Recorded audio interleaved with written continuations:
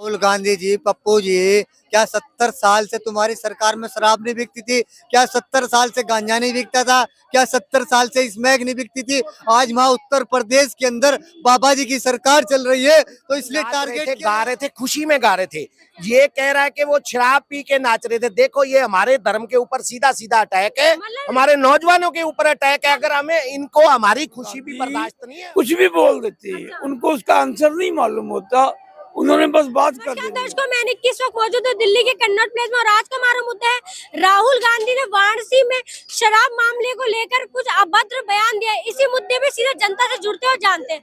Sir, क्या नाम है आपका? मेरा नाम मोहम्मद गुलशर है। तो सर, राहुल गांधी ने वाराणसी में मतलब शराब मामले को लेकर अभद्र बयान दिया। उन्होंने कहा है कि वहाँ की जो जनता युवा है वो शराब पीते हैं, लेट नाइट फोन चलाते हैं और डीजे में मस्ती मारते हैं। क्या कहना है? लेकिन पत्रकार साहब महोदय, मैं राहुल गांधी जी से पूछना चाहता हूँ, राहुल गांधी जी, पप्पू जी, क्या 70 साल से तुम्हारी सरकार में शराब नहीं बिकती थी? क्या 70 साल से गांजा नहीं बिकता था? क्या 70 साल से स्मैक नहीं बिकती थी? आज वहाँ उत्तर प्रदेश के अंदर बाबा जी की सरकार चल रही है, तो इसलिए टारगेट किया जा रहा है राहुल गांधी जी।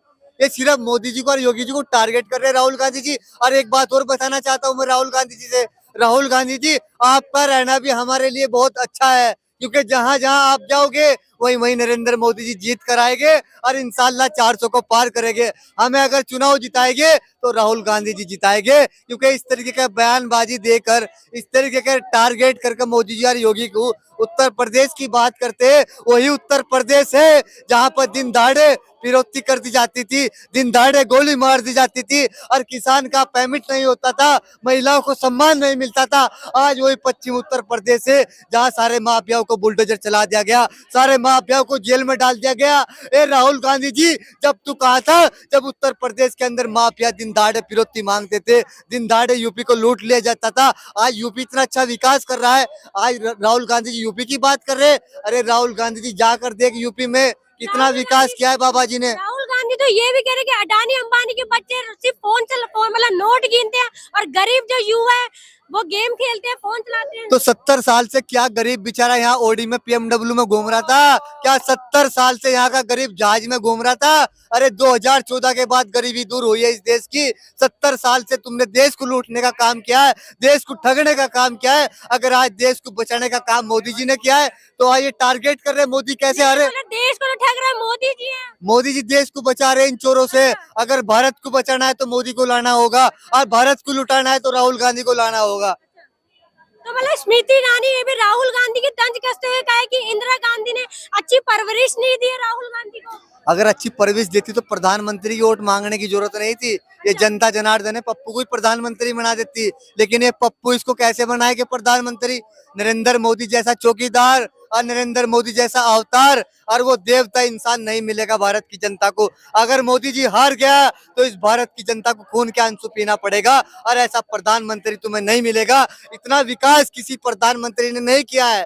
जो शौचालय दिया हो, हाईवे, जल, लाइट, पानी, बड़े बड़े फ्लाईओवर, आज हिंदू मुस्लिम को खत्म किया है। या 70 साल से क्या किया राहुल गांधी ने? हिंदू मुस्लिम करके छोड़ दिया, पूरे हिंदू मुस्लिम खत्म करा है। 70 साल से किसने किया है? राम के नाम पर, अल्लाह के नाम पर हमें लड़ाया, किसने लड़ाया? इस पप्पू ने लड़ाया, इस राहुल गांधी ने लड़ाया। अरे नरेंद्र मोदी जी ने हिंदू मुस्लिम को एक करा है, राम मंदिर बना के दिखाया। इस राम मंदिर के नाम पर हमें लड़ाने का काम क्या है? 100 करोड़ हिंदुओं की आस्था थी, उस आस्था को ठेस किसने पहुंचाया? और राहुल गांधी परिवार ने पहुंचाया। अगर वो राम मंदिर बनाए तो मोदी सरकार में बनाए। राम मंदिर भी आस्था की जगह को सिर्फ अमीरों के लिए बनाई है। वो देखिए, मंदिर और मस्जिद, गुरुद्वारा, वो अमीर गरीब के लिए नहीं होता, वहाँ सबकी आस्था होती है। लेकिन आपने उद्घाटन वाले दिन देखा कोई भी आम युवा नहीं यहाँ पे वहाँ पर मौजूद था। वहाँ का भारत का हर नागरिक, गरीब अमीर, सब था वहाँ पर। पैदल यात्रा की, मैं खुद मौजूद था वहाँ पर। ये मोदी जी की, इनका एक ही मिशन है, मोदी जी कैसे हारे? राहुल गांधी जी कितनी भी ताकत लगा ले और विपक्ष के नेता, लेकिन मोदी जी हारेंगे नहीं। अभी तो क्या नाम, राम मंदिर बना है, अब मथुरा बनेगा और मथुरा के बाद काशी की बारी है। तो सर, क्या कहना चाहेंगे राहुल गांधी के शराब मामले को लेकर? उन्होंने यूपी में अभद्र बयान दिया है कि युवा शराब पी के घूमते हैं, गलत बोलते हैं। राहुल गांधी की बात को क्यों समझते हो? राहुल तो जो मन में आता बोल देते हैं। जो मन में आता बोल देता है, मतलब कुछ समझ नहीं है।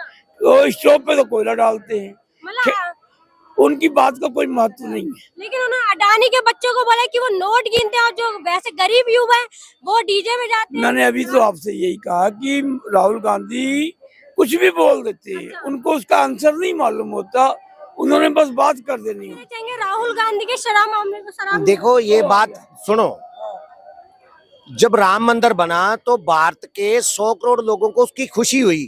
वो रात को नाचते झूमते रहे। मैं उस दिन वाराणसी में था जहाँ की ये बात कर रहे हैं। मैं 22 जनवरी को वहां था, 23 को अयोध्या पहुंचा, क्योंकि मैं 22 को अयोध्या जाने वाला था। मेरी टिकट भी 21 को थी, लेकिन मैं रुक गया 2 दिन और फालतू के, वहां जाके होटल नहीं मिलेगा।